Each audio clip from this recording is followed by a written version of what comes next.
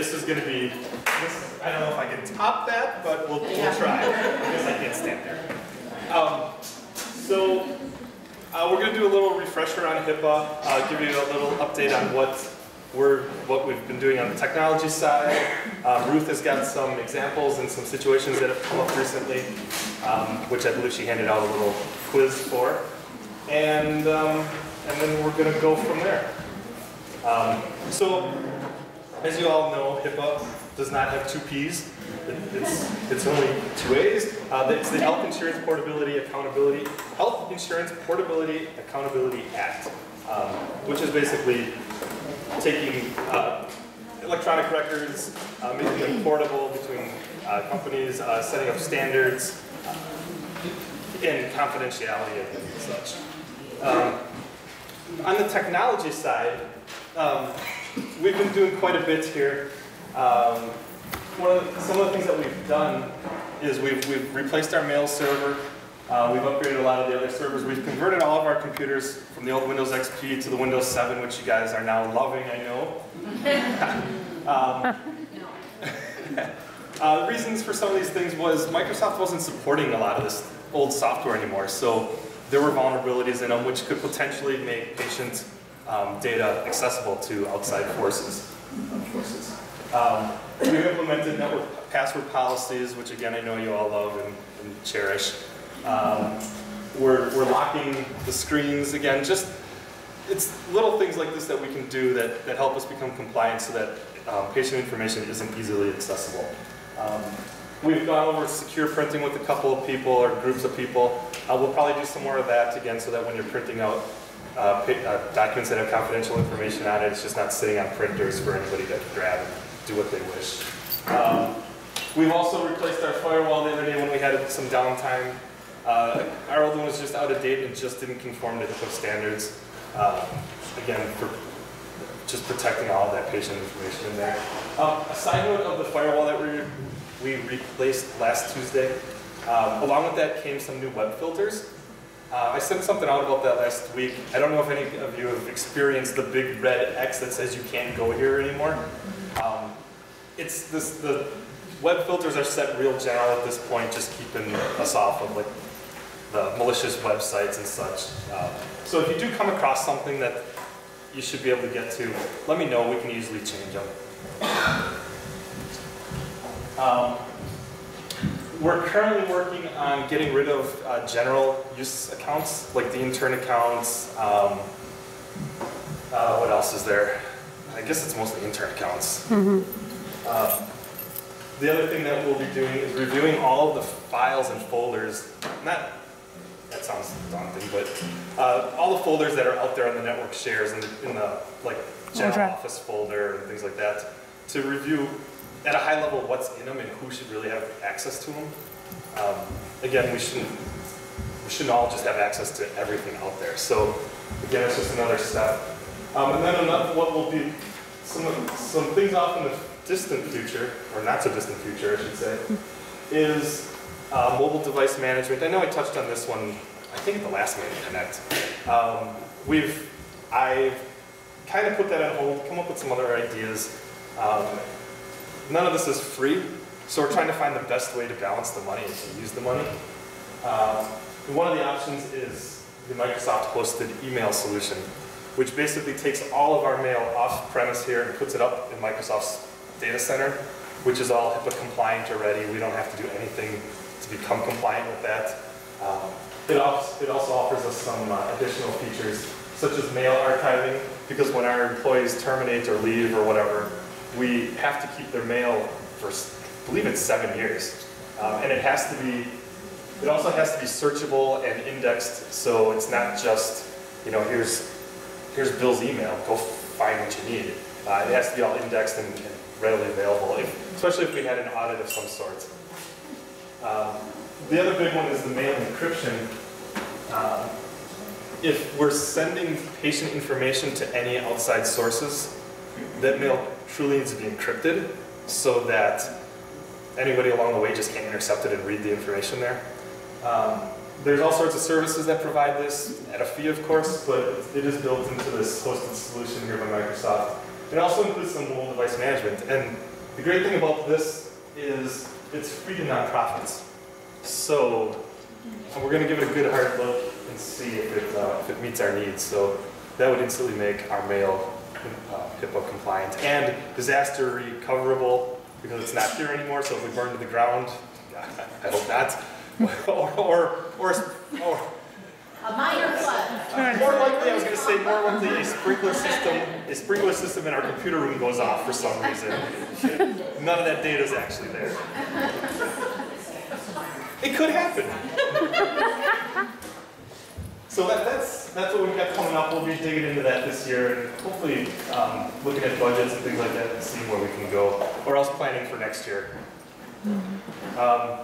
So that's from the technology aspect of it, the stuff that you guys don't really see until it is plopped on your computer in front of you. But the other aspect of it is the human issue, which Ruth is going to address with some real world situations and such. Okay, thanks, Brian. And I want to say we're really lucky to have Brian here. Because for those of you that kind of understand the clinicians more, is we're sort of in a middle phase here with our records. A term I saw recently that I thought applied was we have a hybrid record, like a hybrid vehicle, right? Because part of it is still paper, and then a majority of it is electronic. And we're really moving our hybrid vehicle along into the electronic age. And luckily we have Brian here to guide us on a lot of things. I know, I've been in Beta House 14 years and I had not changed my password for 13. So, that's probably not good. I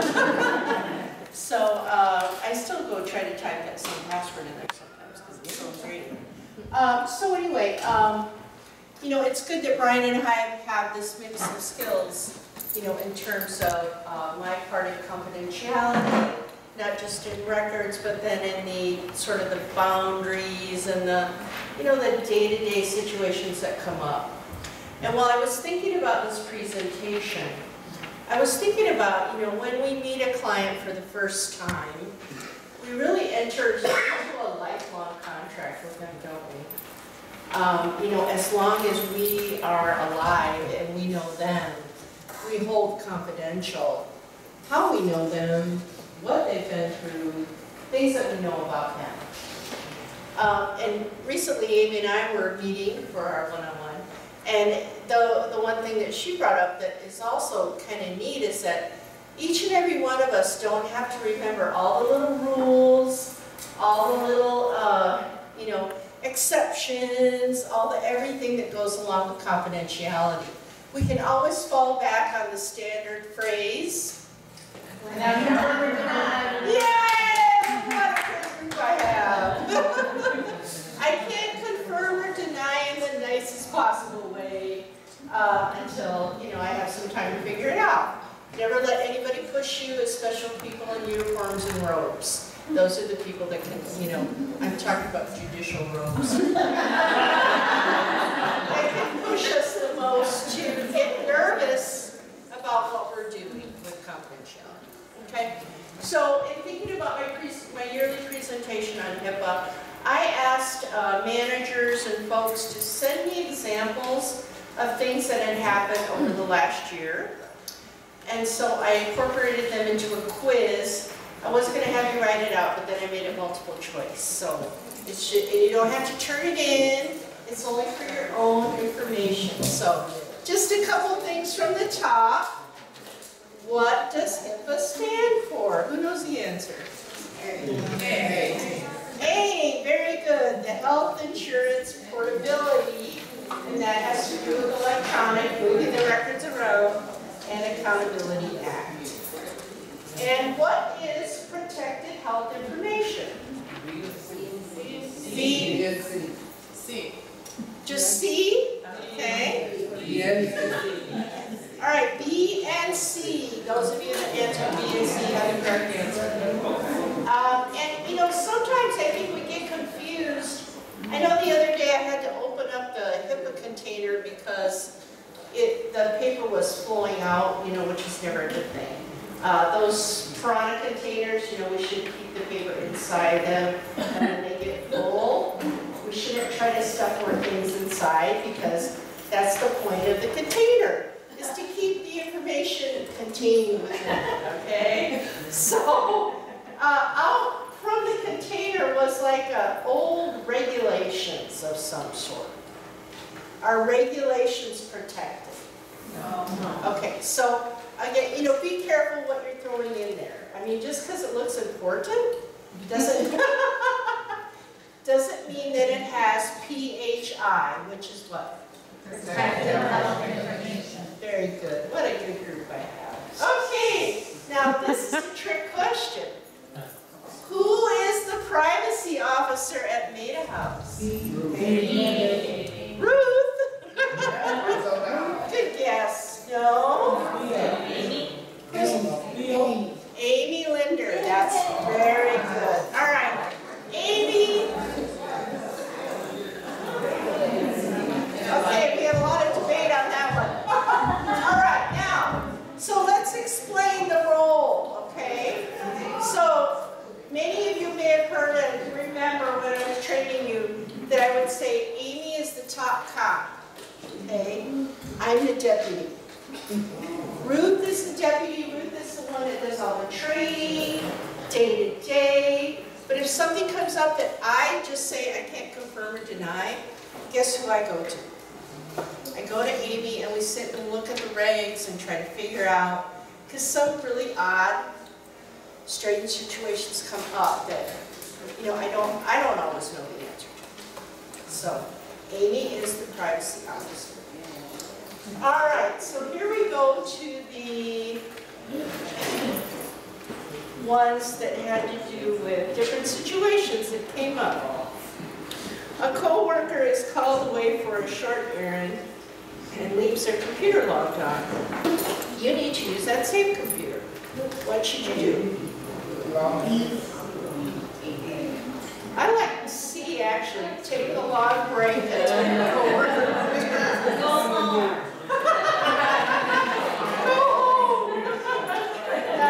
Okay, so anybody know the answer? I don't see how A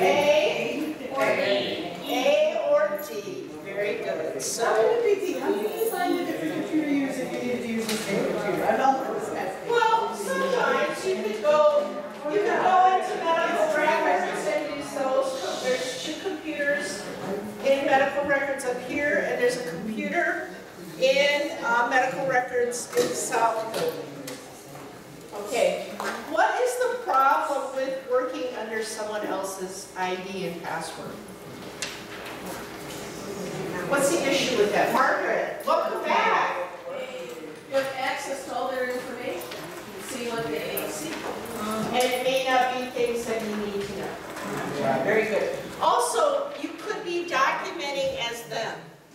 So that could be a problem, right? Which is like, forgery? No. It might not be that bad. But it's not, you know, it's not the right thing to do. It's to be under someone else's ID. In Epidemax or in our system, okay? Which is why Brian has changed all the intern ones to each one having their own account. Make sense? Okay, next. We have 3 clients in residential right now with the same person. Pretty close. How do we keep them apart? I like A, refer to them by their street names. I'm glad some people like my sense of humor. We never allow the clients to use their street names. So what is the answer? D, B, and C. So I think sometimes we get in a hurry. Okay, we get in too much of a hurry, and we start typing something, and we send it out, and then we get like 2 emails back. Which client is this?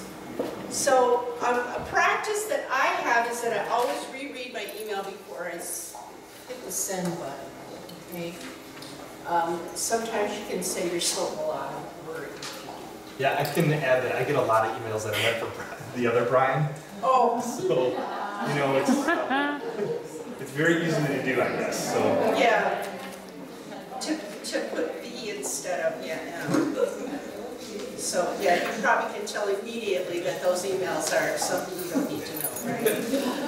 Okay, so last but not least, and this is something I think that's going to keep happening to us as we continue to involve the client's family in the treatment experience. So they're supportive people, their cousins, their aunties, their grandparents. Sooner or later, we're going to run into somebody that we know, not in the context of knowing the client as an active client at MetaConnect. So my scenario is, during a family night, you see a good friend of yours who is a support and or relative of a current active client. After the event, your friend calls and wants to know, how's the client doing? Perfectly good question to ask, right? They're concerned, they want to know. And how should we respond to this? I can confirm or deny. Very good, Amber. That's our main response. Explain to your friend. All of the above. Okay, why is it all of the above? Who said that? Who said that? Did you say that? Yeah. Why is it all of the above? Because we have to cover ourselves as well as the client. Okay, that's a good point, because you want to keep yourself safe. It's very important, if something like this happens, that you inform your supervisor right away and let them know that you know somebody, okay? Because that way, if the client does say something like, you know, she knows my best friend's sister, and she's learning stuff about me, or he's learning stuff about me. And that way, your supervisor can say, I already know that they had some type of relationship prior to the house. Okay, so keep yourself safe, keep your clients safe. Even if it's a small, what you think an insignificant relationship, make sure your supervisor knows about it. Any questions on that? All right, how's my time? You're great. Done? Okay. All right, thanks everyone. And working. We'll send out something more official, but I just wanted to give you guys a heads up since I've got most of everybody's attention. Apologize for the color because it looks so neat, and then the black on the black. But the gist of it is all the little things that you catch us in the hallway and we try to scribble down or try to remember. We get back to our desk and we have no idea what you just told us. Please, I please beg you to just shoot us an email to help@metahouse.org. It will automatically generate a ticket in our system. It'll send you a little blurb saying that the ticket has been generated. You'll see notes as we work on it and update it. It will allow us to prioritize, make sure we don't forget. Hopefully we'll start to see trends and things that people need help with, and we can try to address those before they become a real problem. But the big goal here is really just to help all of you sooner and better. Ruth wanted me to sneak this in there too.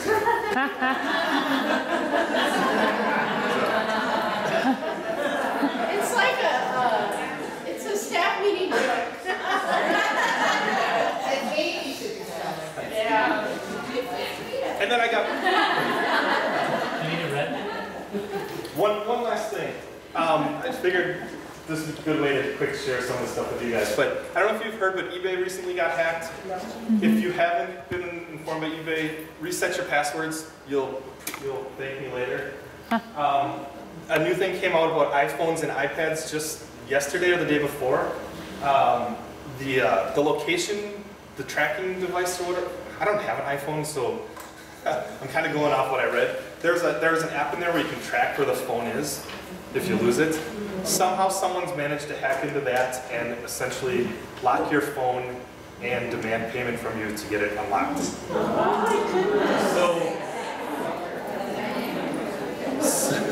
So the two easy things you can do is to disable that app and set a PIN number on your phone to lock it. And if anybody needs any more info on that, I can point you to some articles. And we've also been seeing a lot of viruses lately. They come and go in cycles. If you see emails that look suspicious, especially if they have attachments in there from people you don't know, just delete them. Chances are they're garbage, and if the person who meant to send it to you really meant to send it to you, they'll contact you and say, hey, you know, what happened to that? But just want to throw those couple things out there for you. Thank you. Just going to tell you a little bit of what a peer support specialist is, their job description here at the house, how you can contact them, and just a little bit about all of our ladies that you might not know about. So first, this is Blanche.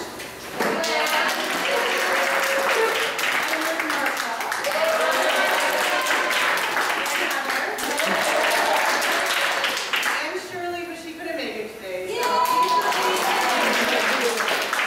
So we thought we'd do our presentation in the form of a game, and we actually have prizes too.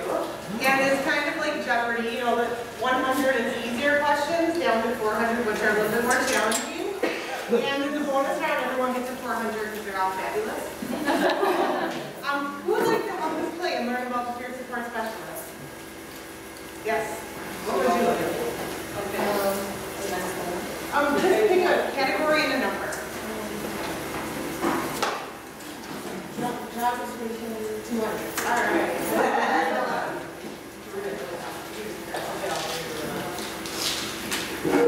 What is our role in transporting clients? She can. Who has to say? She does. 'Cause she. Oh, okay. I'm sorry, I just can't see. Oh, you have to stand up. Sorry. Okay. The role of transport clients is to make sure they get to their appointments on time and support the client. Wherever they go. All right. We also, the first 2 weeks, this is what we're trying to work on. The first 2 weeks of a new client coming in, we want to be like glued to them, so that we make sure that all their needs are taken care of. If they need to get an OBGYN or any sort of mental health, a doctor, therapist, we're just trying to make all those things happen. We know it can be a pretty stressful experience to come in with basically the clothes on your back. So. Good job. Who would like to ask the next one? All right. Stand up.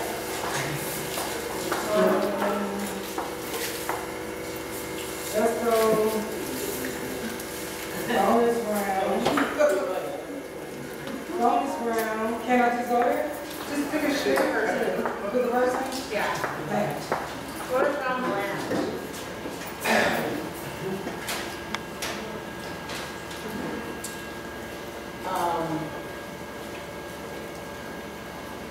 That is very important to me. How many grandchildren do I have?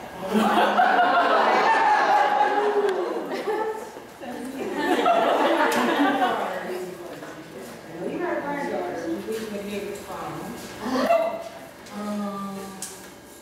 I'm gonna say.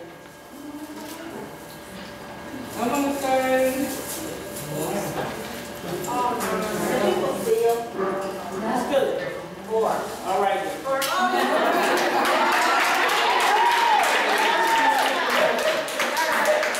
Can we steal? Yeah. I'm gonna take 400. Let's get to know our PSS a little better. Yeah. All right, who wants to go next? All right. Contact. Contact for 200. You want to do it?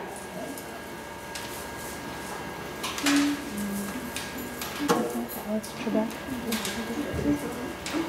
Where's our office located?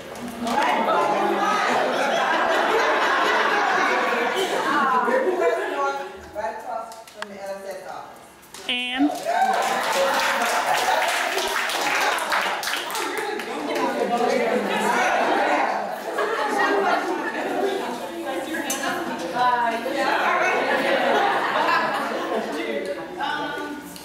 Okay, job description for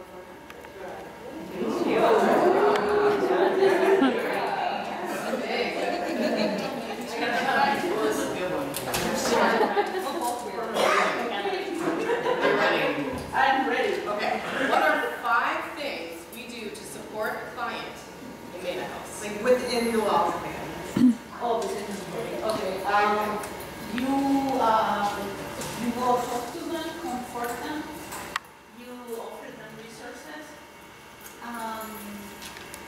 you stay with them on the... Do you want to go on a private?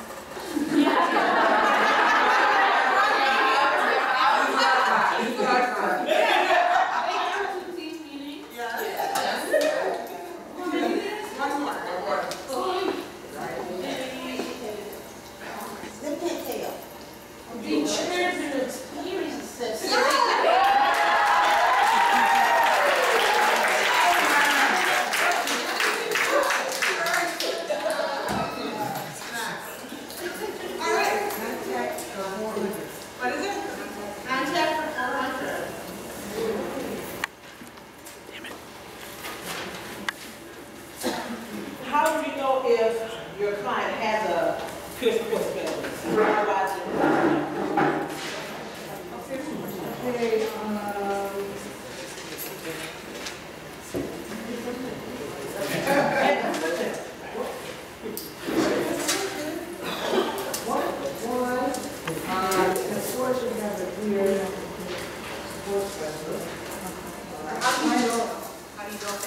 Where do you look?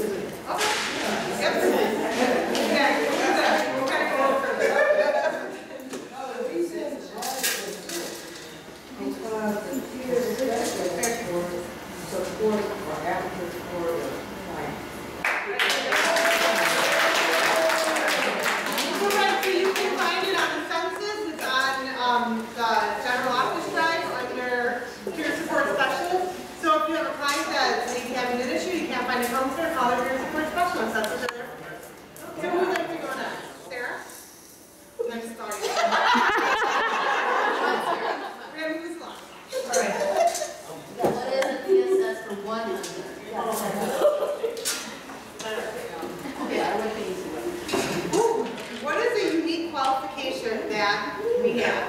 All the recovery. Yeah!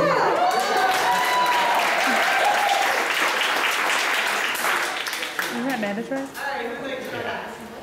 Here. Let's do this one. Melissa, you were so good. I don't want to know what's the answer. Again. I'll help you.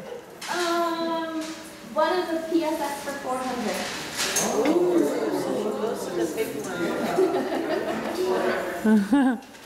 Ooh. What is the certification process? I know it's a class. I know it's a Training. class. I think there's a test that's like state thing. That's what I know. That's what I got. Yay. So yes, you were right. So we do a certification process, not only through the state, but also through like, let's see, there's one that's called Recovery Innovations. So that kind of like prepares you for what to expect in the peer support field. Because it's not only in AODA, it's also in mental health, and we also do dual diagnosis. So it's good to be trained in not just AODA, but you know, if somebody has some other mental illness going on.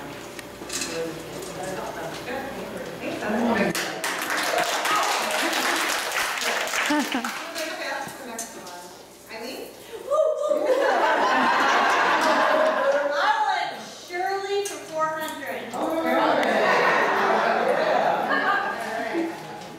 Oh, we can't do Shirley for 400. We Okay. can't have the answer. Okay. Marsha for 400.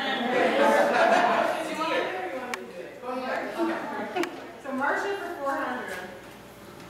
Besides shooting pool, Marsha rocks at bowling. What has been her highest bowling score? 300. 299.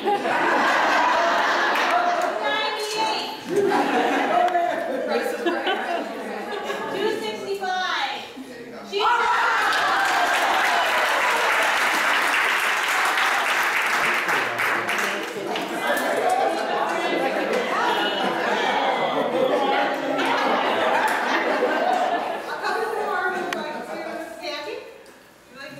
Sure.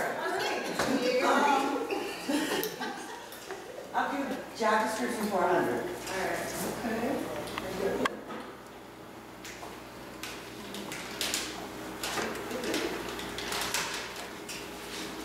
Who gets assigned a peer support specialist? All our pregnant women and postpartum women. And any women with children.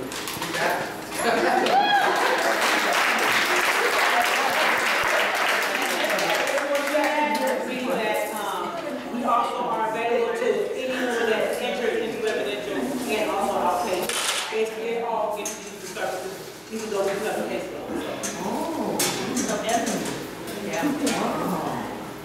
How are we doing that time? 5 minutes. Oh, great. Nobody answered, I'm just gonna say Jessica.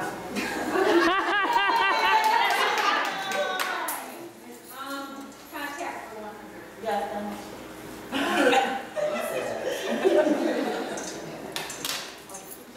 Do we have cell phones? yes. Okay, the reason why we did this one is because we're out in the field a lot, and if you cannot get a hold of us in the office, you can always call us on our cell phones. We would actually prefer it if you called us on the cell phones, because we're, yes. You can forward your desk phone to your cell phone if you I don't know how to do that, but I'm sure.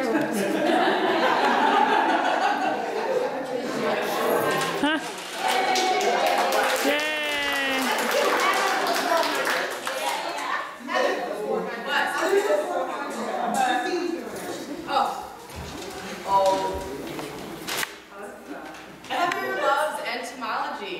What is that? Entomology.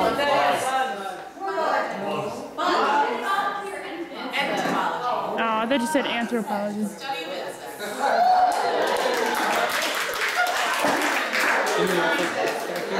Yeah. What? Oh, sorry. I was spaced out. I'll take, what is the PSS for 200? Alex.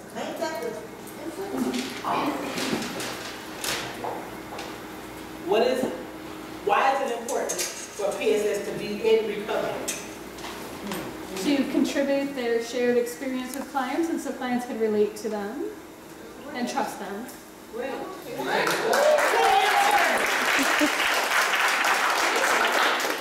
Good answer, Andrea.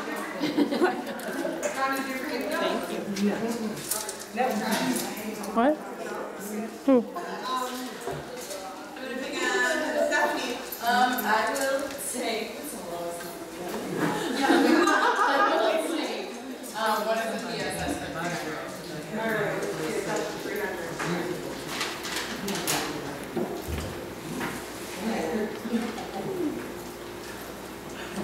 What repopulations do the PSS serve in the community? What, repopulation? Yes. Within the community? Yes. Like, Outside of the outside of the Outside of their house. across the United States, recovery, people in recovery, like just general, and yeah, so people in recovery, mental health, and no diagnosis. I already said it. Just pay attention.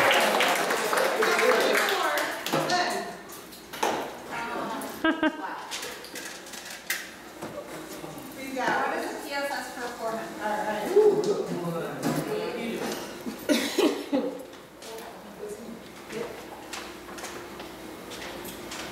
What is the certification process? You did that one. Yeah,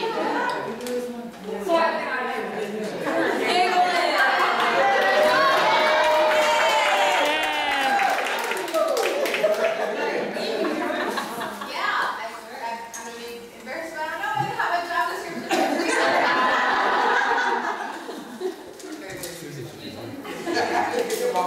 Yeah. Where are 5 places that we support clients in the community? Ooh, children's court, the OBGYN, the benefits office, your probation officer's place, and with your child welfare worker.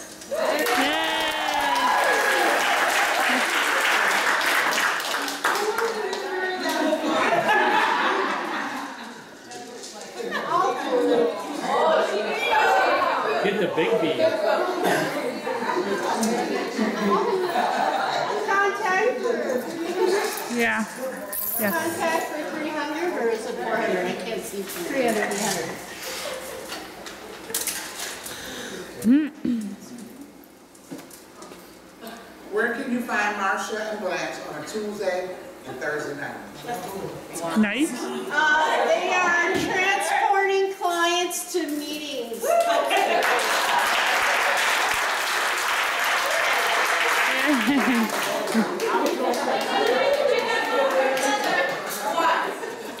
what do you get when you drop an insect in the rain? I messed up this thing, I don't know, like, a hybrid. Oh, that's funny.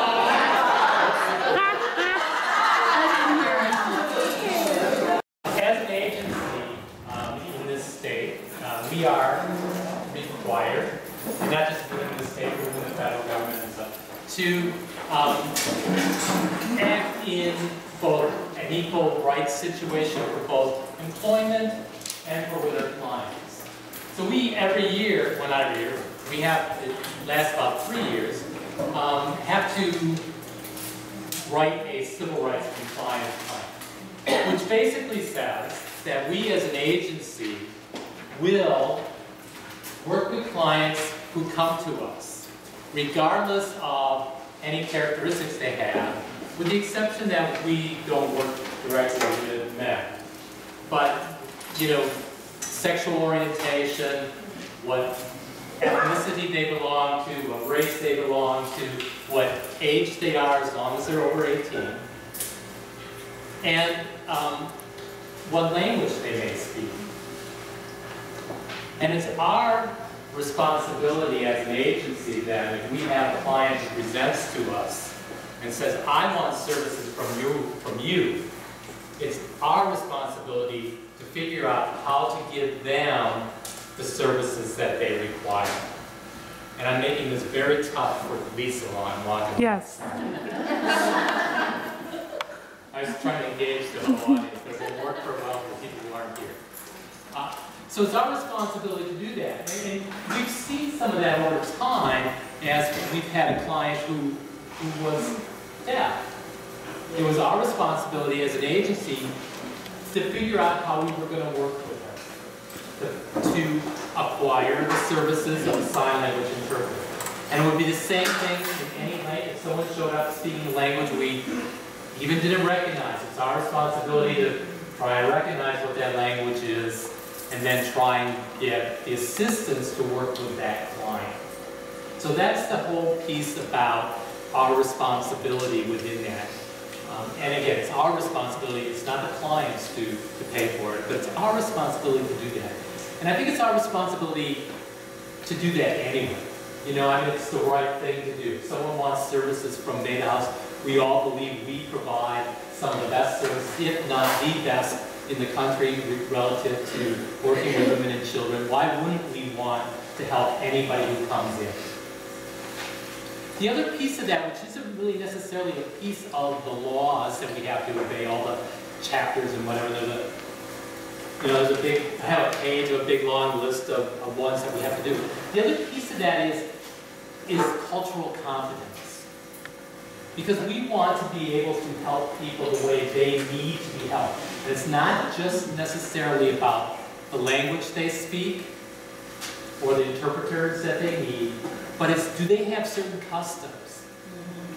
Are there ways that they do things in their culture, in their ethnic group, in their subculture, where they come from, that we need to pay attention to and honor that in how we work with them? You know, this isn't a time, in this short little time to talk about, you know, cultural competence. But just to think about that topic is that we need to be able to serve them in the way that they need to be served. And to think about that when someone from a different culture is coming in to work with you, how can you help them? So, anyone have any questions regarding that? So technically I'm the Civil Rights Compliance officer here. I don't know if the officer is the right word on that. Beth is the, thank you. Beth is the limited English proficiency person, so it's our responsibility to make sure that we're doing the right thing for those clients who, whether it's limited English proficiency or some civil rights issue in wanting to come and get services from us. Okay? Thanks, everybody.